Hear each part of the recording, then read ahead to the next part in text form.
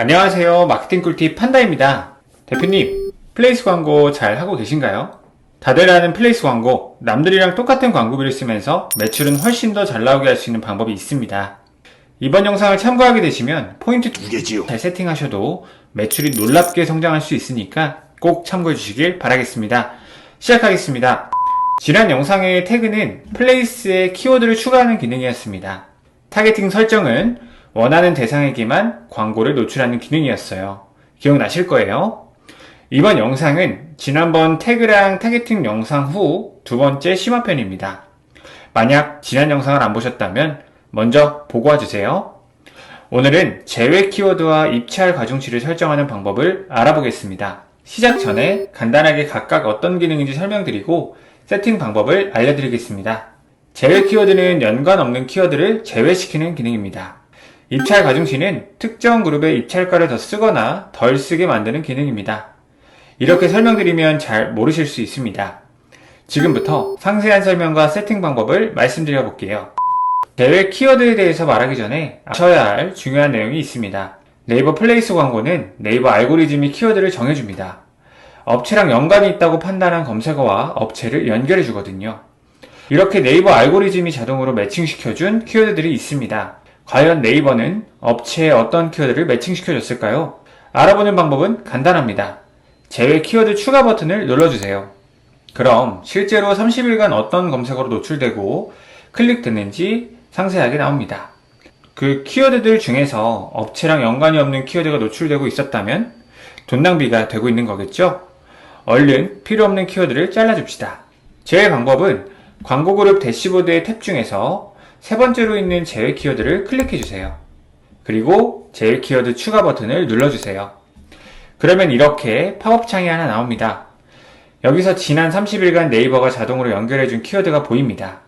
키워드, 노출수, 클릭수, 총 비용 이렇게 네 가지 항목이 나오는데요.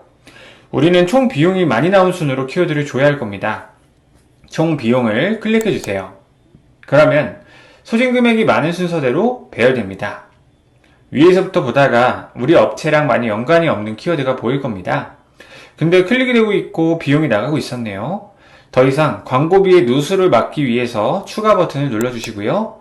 그러면 그 키워드는 제외 키워드 목록으로 올라가면서 더 이상 해당 검색어로 검색이 됐을 때 광고가 노출되지 않습니다. 이렇게 연관성이 떨어지는 키워드를 주기적으로 관리해 주셔야 합니다. 그래야 연관이 있는 키워드들로 더 많이 노출이 되겠죠. 제외 키워드 작업이 반복되면 결국에 연관 있는 핵심 키워드들만 남게 되고요. 여기까지가 제외 키워드였습니다. 이번에는 두 번째, 입찰 가중치에 대해서 설명드리겠습니다. 입찰 가중치는 이런 나이대 사람한테는 기본 입찰가보다 금액을 50%를 더 써서라도 광고를 상단에 띄우겠다. 혹은 이런 사람들은 조금 후손이라 같은 돈으로 노출하고 싶진 않아. 하고 싶은 상황이 있으실 겁니다. 그런 분들한테 딱 알맞는 기능입니다. 조금 더 쉽게 이해를 드리기 위해서 예를 한번 들어볼게요. 누가 봐도 40대 이상의 사람들이 찾는 맛집이 있습니다.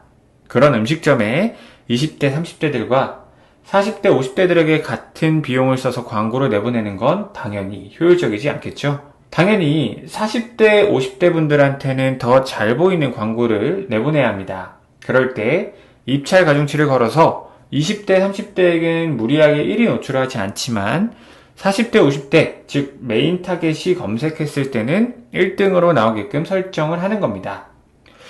또는 나이뿐만 아니라 특정 성별에게 노출이 많이 되게 세팅할 수도 있고요.